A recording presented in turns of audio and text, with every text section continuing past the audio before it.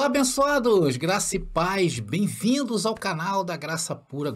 E se você ainda não se inscreveu em nosso canal, queridos, não faça isso, se inscreva agora mesmo. Olha, é fácil, é só você apertar inscrever-se, pronto, você já está inscrito. Estamos entendidos? Então vamos ao tema de hoje, abençoado? Vamos ao tema de hoje. E hoje vamos falar sobre a marca da besta. Abençoado. Tem um texto em Apocalipse, é esse que nós vamos ver, Apocalipse capítulo 13, que diz que só poderia comprar e vender se tivesse a marca da besta. Afinal, que marca é essa? É isso que nós vamos ver a partir de agora. Vem comigo, ou vem para a graça que eu te explico.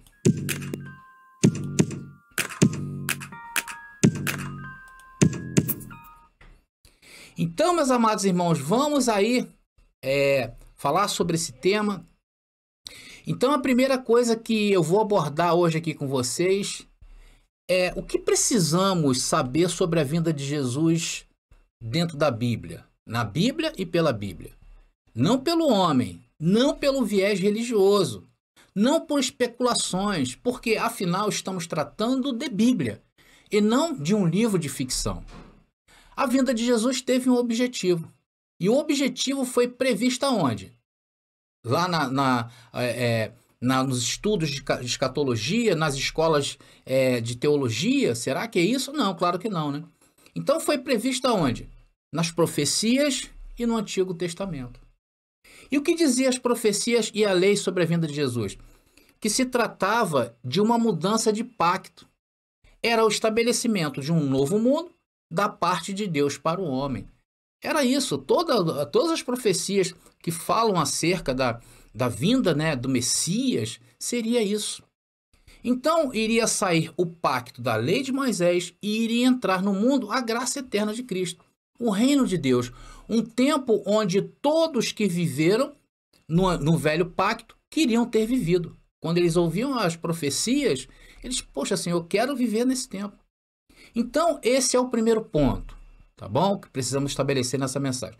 O segundo ponto, Jesus, quando esteve em vida como homem, ele estabeleceu o tempo em que ele viria e os sinais que sucederia a sua vinda. Sim ou não? Não é verdade? Que seria em um espaço de 40 anos, o tempo de uma geração. Então, contando da sua morte ali por volta do ano 33 depois de Cristo a 36, então no máximo iria bater esse período em 76 depois de Cristo. Logo, a vinda de Jesus não poderia ultrapassar esse ano, porque senão Jesus estaria mentindo. Então, por não entender por não entender e não chamar Jesus de mentiroso, os cristãos começaram a pensar que essa geração poderia ser outra geração, não é verdade? Porque eles foram fazer as contas, bateu em 76, mas 76 não diz nada. Então eles procuraram, para talvez não ter chamado Jesus de mentiroso, eles começaram a pensar que essa geração poderia ser outra geração. Então, com isso, o que eles fizeram? Descontextualizaram tudo. E estão até hoje esperando o tempo de uma geração. E o que Jesus disse que seria visível na sua vinda? Jesus disse algo, não disse? Jesus falou de fome, pestes, terremotos, o amor se esfriando, perseguição, a grande tribulação e, principalmente, a destruição da cidade de Jerusalém e a queda do templo. Então, nós encontramos uma guerra chamada judaico-romana, que perdurou durante alguns anos, entre 66 aproximadamente e 70 depois de Cristo. Porém, antes de efetivamente haver essa guerra, houve muitos rumores de guerra. Mas o fato é que ela atingiu seu ápice aonde? No ano 70. Com o quê? Com a destruição de Jerusalém e a derrubada do templo. Então, devido ao homem não entender o tempo de uma geração, isso somado à má interpretação de alguns textos, como por exemplo, todo olho verá, ou seja, todo olho tem que ver a besta que saiu do mar. É assim que eles pregam, não é verdade? A besta que estava na terra, todo olho tem que ver. Todo olho tem que ver que os mortos ressuscitando, quebrando os túmulos, né? Anjos com trombetas tocando, figuras enigmáticas de Apocalipse andando para lá e para cá. Jesus vindo nas nuvens com poder e glória, todo olho tem que ver. O arrebatamento e tudo o que engloba a enciclopédia bíblica sobre a vinda de Cristo, como algo visível. Então, eles não aceitam os argumentos bíblicos da queda do templo e nem de toda a história que relatou a guerra judaico-romana. O terremoto, a peste, a fome, a perseguição que assolou o mundo daqueles dias antes do ano 70, eles não levam isso em consideração. E eles não levarem isso em consideração levou o mundo a continuar esperando essa vinda de Jesus, de um futurismo que foi implantado nessa visão que todo olho tem que ver. E o livro de Apocalipse também, se nós formos pensar nele, ele foi ignorado pelos futuristas no que tange ao seu tempo. Ou seja, tudo o que concerne a vinda de Jesus ainda está por acontecer, assim pensam eles. Mas o livro de Apocalipse foi um livro escrito antes do ano 70 e antes também da queda do templo. Portanto, é um livro da geração de Jesus. E ele foi escrito para alertar um povo específico, os judeus da dispersão que estavam nas 7 comunidades da Ásia, claro, os judeus convertidos. Então, o não entendimento do tempo de uma geração e uma queda do templo, a queda do templo que houve, levou também o cristianismo tradicional a trazer o livro de Apocalipse para os dias de hoje, para as nossas vidas. E eles também nunca deixaram claro que esse livro contém símbolos abençoados, estritamente judaicos. E isso é simples entender. Por quê? Porque o Apocalipse foi escrito para um público-alvo e não é você. Eu sinto muito em te dizer isso, mas é Bíblia. Então, ao usar essas figuras simbólicas e de difíceis interpretação, esse livro conseguiu chegar até os judeus que estavam na Ásia, que foram alertados quanto a estes dias que estavam por vir. E que se João não escondesse essas informações em figuras simbólicas, né, por causa dos romanos, esse livro não chegaria a seus destinatários. Não chegaria a quem ele foi escrito, que, mais uma vez eu digo, não é você. Esse é o contexto fiel da vinda de Jesus e do Apocalipse. Partindo desse princípio, podemos então, de posse desse entendimento, ao texto que vamos estudar a partir de agora. E está em Apocalipse capítulo 13, versículo 16 e 17, está aí para vocês. E diz: exigiu que grandes e pequenos, ricos e pobres, escravos e livres, todos recebessem uma marca na mão direita ou na testa. E ninguém podia comprar nem vender coisa alguma sem essa marca, que era o nome da besta, ou um número que representa seu nome. Meus queridos irmãos, a primeira coisa que nós precisamos entender nesse estudo, que está começando agora, é que esses versículos aconteceram. E ele não se deu totalmente literal. Uma parte foi literal, outra não. Não houve uma besta, não houve um ser qualquer que marcavam as pessoas e somente quem tinha essa marca podia comprar e vender. Essa marca era real, porém não como o texto diz, na mão ou na testa. E realmente somente quem tinha a marca podia comprar. Eu vou explicar isso para vocês. O que eu quero dizer é que só podia comprar e vender quem tinha marca. Porém, a marca da besta não era literalmente colocada na testa ou na mão. Era uma simbologia que João usou. Porque conforme eu no início expliquei para vocês, disse que Apocalipse tem que ser entendido desta maneira, e não como o cristianismo tradicional nos ensinou. O sistema nos ensinou que isso aí estaria ligado a novas tecnologias, aos avanços na área de dados, não é verdade? Ou seja, que seria um banco de dados, uma espécie de chip que seria implantado na pele das pessoas. É isso que o sistema prega. O ser humano sentiu, abençoado com o avançar do tempo, sentiu a necessidade de criar bancos de dados para que possa fazer estudos mais profundos para o desenvolvimento do ser humano. Desenvolvimento político, financeiro, né? E que se adequem às nossas necessidades nos dias de hoje. Então, com o desenvolvimento da tecnologia, hoje pode-se pensar nisto. E isto não tem nada a ver com a besta, que só podia comprar quem tivesse a sua marca lá de Apocalipse. Aliás, o sistema religioso sempre aproveita as ocasiões humanas para aprisionar mais ainda o homem, quer seja catástrofe, quer seja desenvolvimento de uma vacina, quer seja, viu essa vacina agora, a última da Covid? Quantos se levantaram aí para dizer que as pessoas iam virar isso, virar aquilo, não é verdade? E graças a Deus foi o que salvou até hoje o ser humano aí de uma catástrofe pior. Então eles usam todos esses argumentos futuristas para aprisionar ainda mais o homem.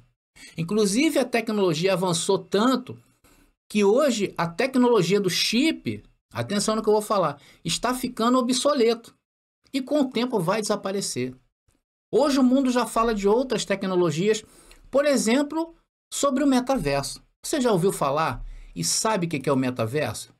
Vamos ver juntos então, abençoado, o que quer dizer metaverso, porque é uma linguagem, você vai ouvir muito falar sobre isso aí, tá aí.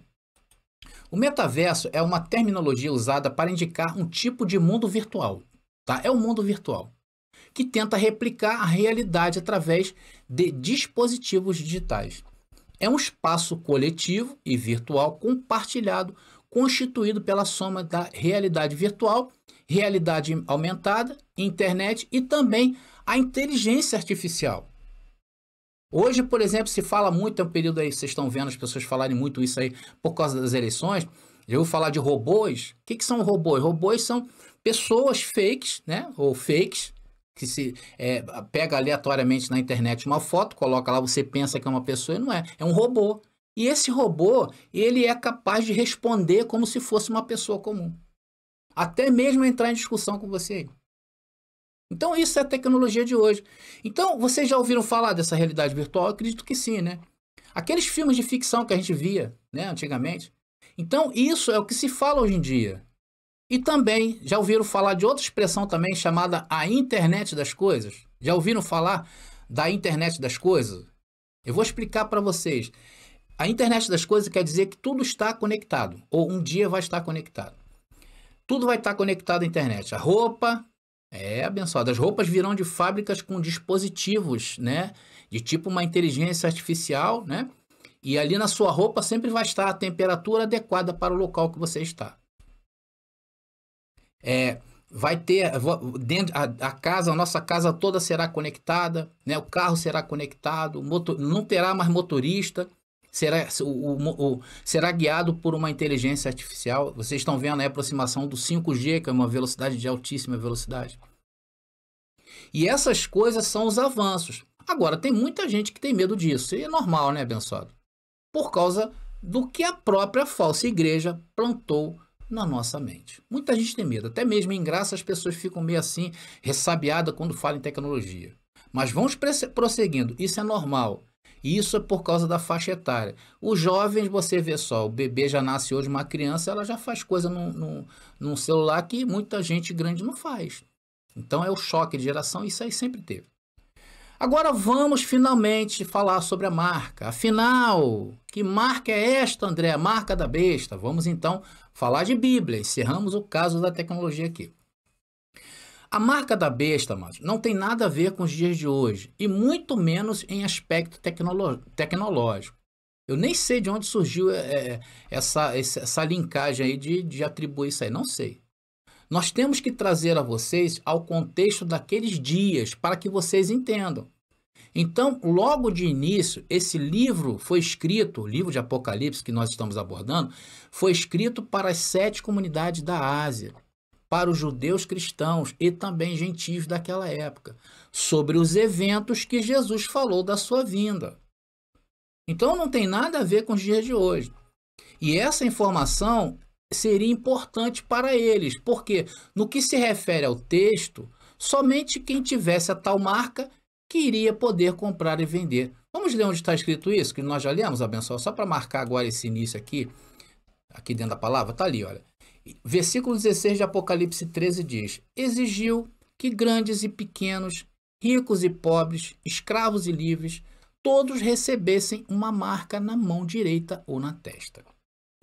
Então, pelo que o texto está dizendo, né, está dizendo que todos daquela sociedade, e que sociedade era essa? A do primeiro século, tá bom? A sociedade dos romanos e todas as nações que estavam sob o domínio do Império Romano grandes, pequenos, como diz o texto, né? Ricos e pobres, escravos e livres, ou seja, todos. E dizia que a marca seria sobre a mão direita ou na fronte, ou na cabeça, na testa, né? E isso tem um sentido simbólico, tá bom, queridos? E não literal. O comprar e o vender, sim, é literal, mas a marca não. Essa marca aí, João linkou, uniu, associou ao que era muito comum entre os judeus daqueles dias. E desses dias também, tá? Porque diz que é algo na testa, na fronte ou na mão. E isso aí, dentro do simbolismo judaico, se refere ao filactério. Vocês sabem o que é um filactério? Eu vou botar para vocês aí, para a gente começar a entender, né, abençoado? Filactério é isso aí, olha. Tá ali. Chamado também, como diz o texto, de teflin, é um par de caixinhas de couro, cada qual presa a uma tira de couro, de animal kesher, né? Um animal que tenha couro. Dentro das quais está contido um pergaminho com os 4 trechos da Torá, em que se baseia o uso dos filactérios. E o seu uso é na fronte, na testa ou na cabeça. Agora eu vou botar aí a foto deles, para que vocês vejam aonde se coloca e como era o filactério, como é até os dias de hoje. Tá? E o que está escrito nesse pequeno pergaminho do filactério? Está lá em Deuteronômio, capítulo 6, versículo 6 a 8, que vamos ler para vocês. Então, vocês percebam aí o que é filactério, tá bom? Tá aí a imagem para você. João estava se referindo à cultura judaica, não à cultura de hoje, porque ele queria avisar aos judeus da dispersão que estavam lá nas 7 comunidades da Ásia, juntamente com os gentios, sobre o que seria... o que nós teríamos que estar atento para identificar a vinda de Jesus, para que eles estivessem ligados. Esse é o corte. Dentro de uma geração, que Jesus falou de 40 anos, e o templo vindo abaixo. Isso mais tarde iria acontecer. E o que está escrito lá, André? Em Deuteronômio, capítulo 6, versículos 6 e 8. Tá aí, olha. Era isso que estava escrito no filactério. E estas palavras que hoje te ordeno estarão no teu coração, e as ensinarás a teus filhos, e delas falarás, assentado em tua casa, e andando pelo caminho, e deitando-te e levantando-te. Também as atarás por sinal na tua mão, e te serão por frontais entre os teus olhos. Então, abençoados, até hoje, tá? Até hoje, lá em Israel, né, entre os judeus lá de Israel, e os judeus espalhados pelo mundo, eles ainda usam esse elemento, que é o filactério. Então, esse filactério, e diz que na mão também, tá vendo ali? Então, esse filactério representa tudo isso, a palavra de Deus que estaria na cabeça, porque coração ali entenda-se mente, quando a gente sempre fala isso, também é uma expressão daqueles dias, quando a gente fala mente, fala do coração e aponta a mente. Então, então diz que a palavra de Deus que estaria na cabeça, porque é onde se pensa. E a aplicação da palavra de Deus está em quê? Em ação, porque não adianta você somente ficar para você, né? E não fazer, não agir dentro da palavra de Deus, não ter ações. E quando nós falamos em ações, a representação é na mão, porque na mão é que trabalha, não é verdade? Então isso é algo harmonioso. Inclusive, existe até hoje fitas que os judeus prendem na mão. Então, quando falamos destas coisas, é algo muito harmonioso, na mente e nas ações. Essa é a ideia que João quis passar, tá? Isso que eu estou falando, queridos, é cultura judaica.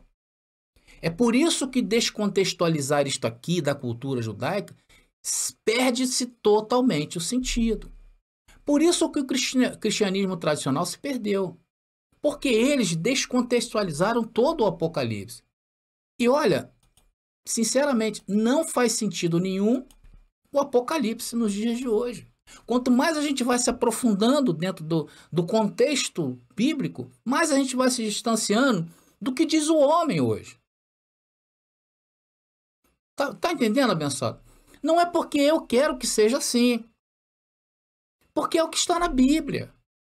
É ela nos informando que foi para aquele povo.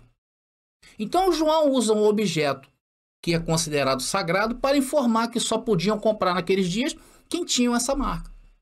Estamos entendidos quanto à questão da marca, abençoado? Está entendido que está se referindo a objetos sagrados para os judeus, e isso aí é o filactério. Agora, a marca é da besta, certo? E quem é a besta nesse caso? O imperador Nero César, certo? Então temos a marca, que indicava que só poderia comprar ou vender quem tivesse essa marca, na mão ou na testa. E a marca era da besta, que aqui no contexto é o imperador.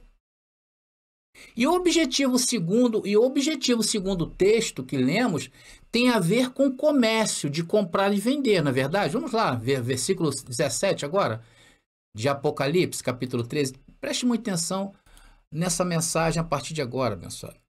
E diz ali, olha, ninguém podia comprar nem vender coisa alguma sem essa marca, que era o nome da besta, ou o número que representa o seu nome. Então vamos analisar aqui, o que podia comprar e vender naquela época? O que podia se comprar e vender? Através do que podia se comprar e vender? O dinheiro. E naqueles dias já existia moeda. O dinheiro do Império Romano, aqui está falando do dinheiro do Império Romano, que era o denário. Vou colocar a imagem do denário aí para que vocês possam entender muito bem, abençoado, mastigadinho aqui para vocês. Está aí a marca, o dinheiro da época. Esse é o denário, apresento para vocês. Esse era o dinheiro daquela época. E claro, só podia comprar e vender, como é hoje também, né, oficialmente, se fosse através do dinheiro. Hoje cada nação tem o seu dinheiro. E na moeda do denário havia uma descrição, uma frase que está aí para vocês. E isso é considerado o quê? Uma afronta, tanto aos princípios judaicos como aos princípios cristãos até os dias de hoje. E a frase está aí, César era Deus. Além do nome César Nero, atenção no que eu vou falar, somarmos aí dentro do alfabeto hebraico, né, chamado a numerologia judaica, que é chamado de gematria, eu já falei sobre isso em um vídeo aí, dá 666, que é o número da besta. O nome Nero César dá certinho na soma 666. E havia essa frase aí dentro do denário. Logo está constituída uma afronta aos princípios cristãos judaicos e a Deus, tanto naqueles dias como também nos dias de hoje. Sendo que os judeus daquela geração, que era uma geração corrupta, continuavam fazendo negócios com Roma, negando seus princípios. Foi por isso que veio o juízo sobre eles. Então, a marca da besta, e o comprar só poderia comprar quem tivesse a marca da besta, quem tivesse o uso do dinheiro circulante. Então, eles faziam esses negócios naqueles dias. Também para acrescentar para vocês, só para citar uma informação, Nero também foi parricida, matricida, mantinha relações incestuosas com sua irmã, nomeou seu cavalo como senador de Roma, era sanguinário, perseguidor de cristãos e judeus, sendo responsável também pelas mortes de Pedro e Paulo. E isso se dá no contexto de Apocalipse, capítulo 13, verso 10. Só vocês depois procurarem. Só isso que ele era. E todos os povos subjugados por Roma, naqueles dias, tinham que prestar cultos a César, que se achava uma divindade. Existia templos erguidos por César. Quem não adorasse a figura de César, quem não prestasse cultos a César, era visto como uma pessoa contra o Império Romano. E estes eram impedidos de exercer qualquer tipo de cidadania. Por isso que no verso 15 de Apocalipse 13, eu vou botar aqui para vocês, que é o contexto disso que eu estou falando, vamos ler. Diz ali, olha. E foi-lhe concedido que desse espírito a imagem da besta, para que também a imagem da besta falasse, olha aí. E fizesse que fossem mortos todos os que não adorassem a imagem da besta. É isso aí, abençoado. Muitos foram mortos por causa disso. Isso aí é para contextualizar vocês com argumentos, tá? Porque eu sei que o sistema religioso usa esse verso 15 para ofuscar os argumentos do verso 16 e 17 que estamos abordando aqui nessa mensagem. Então só podiam fazer negócios quem tinha dinheiro. E para se ter dinheiro, tinha que estar alinhado com as leis romanas da época. Tinha que ser um adorador de César. Inclusive, os documentos legais daqueles dias tinha que ter o selo de Nero, sabia? Que também fazia alusões a César com Deus. Existia uma, né, como eles chamam, a marca, né, do imperador romano nos documentos, era algo oficial. Então, abençoados, isso tudo fazia as alusões a César como Deus. E isso é infringir o mandamento número 1 da Torá, que é amar o seu Deus sobre todas as coisas. E no caso, César colocava-se maior do que o Deus de Israel. Quem traiu o Deus de Israel? Não foi os romanos. Não foram os pagãos daqueles dias. Foi o próprio povo de Israel. Porque muitos colocavam o filactério só por colocar. Mas na hora se deitava lá com a besta. Porque muitos estavam envolvidos com os poderes daqueles dias, com a legislação de Roma e pagã de Roma, né? Por isso que João passou essa informação para os irmãos que estavam na Ásia, alertando a eles para que não entrassem no sistema, porque o juízo estava próximo. E isso era uma das provas que o juízo estava próximo. Quem leu a mensagem de João naqueles dias, entenderam. Hoje, o povo, ao ler esse texto, não entende. Por quê? Porque o cristianismo tradicional fez o desfavor de trazer o Apocalipse para os dias de hoje. Aí tem que ficar inventando historinhas aí, como essa que eu falei para vocês do chip, que já até está obsoleto. Vocês entenderam, abençoados? Como é simples, como fecha tudo isso que nós estamos falando? Fecha o entendimento? Se você não entendeu, querido, veja de novo, tá bom? Olha, eu fiz um estudo bastante interessante aqui no canal, chamado A Marca da Besta, onde eu venho dando mais detalhes do que é guimetria. Vou mostrar para vocês o número 661. Existe aí um problema entre o número 616, muitos pensam que é 616, enfim. Eu abordo tudo isso aí. Vai lá e dá uma olhada, tá bom? Eu vou deixar aqui nas descrições deste vídeo e também no primeiro comentário fixado aqui desse canal para que vocês possam ver. Tá bom, abençoado? Então, estamos concluindo essa mensagem e vimos que João, ao escrever o Apocalipse, estava avisando aos irmãos das 7 comunidades da Ásia. E isso pode ser encontrado no capítulo 1 de Apocalipse. Avisando sobre o quê? Sobre a vinda de Jesus. Sobre o juízo que viria a Israel. Ele estava alertando a eles quanto às coisas que Jesus predisse lá em Mateus 24. Sobre o juízo de Deus e o findar daquela era. Aqui no capítulo 13, onde nós abordamos o tema sobre comprar e vender, que somente poderiam exercer os direitos dentro de Roma os cidadãos que adorassem o imperador. Ou seja, tinha que estar dentro do esquema de Roma. E o que o povo recebeu, e o que o povo que recebeu a lei do Senhor, no caso o Israel, estava mais uma vez demonstrando a sua traição com Deus, fazendo negócios com Roma, e que seu fim estava decretado, o seu fim era iminente. Tanto que ele usa a figura simbólica judaica do filactério para se referir como a marca que era usada na fronte e na testa, ligando esse simbolismo para dizer que os judeus estavam negando seu Deus e aceitando outro Deus, no caso o imperador.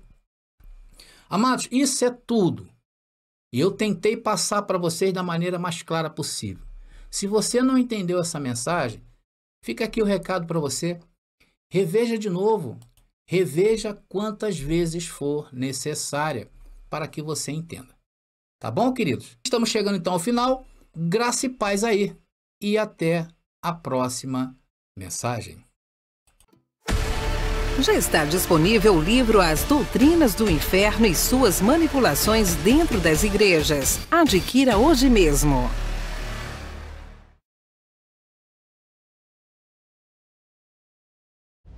Você pediu nossos estudos em apostilas? Já chegaram e estão disponíveis. Elas estão divididas em 10 temas com referências, esboços e comentários. Ideal para quem quer ensinar em família, em reuniões ou mesmo para quem deseja abrir um canal no YouTube. Faça contato agora mesmo pelo nosso WhatsApp 21 979 87 46 68 21 979 87 4668. Nossas apostilas foram feitas para você ensinar com qualidade e harmonia com a palavra.